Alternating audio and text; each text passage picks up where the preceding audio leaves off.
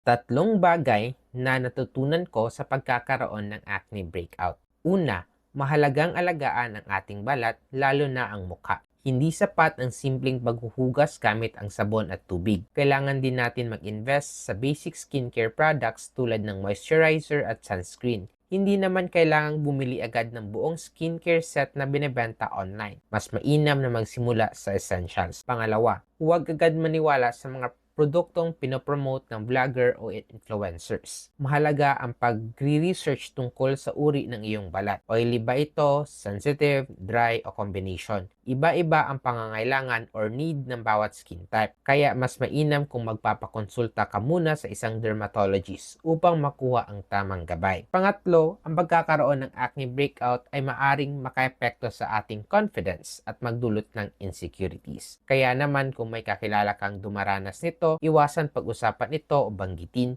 lalo na kung hindi naman nila ito binubuksan sa usapan. Maging sensitibo at iparamdam sa kanila na hindi nababawasan ang kanilang halaga dahil lamang sa acne. Ngayon, masasabi kong hindi lang ako ang natuto. Ikaw rin ba?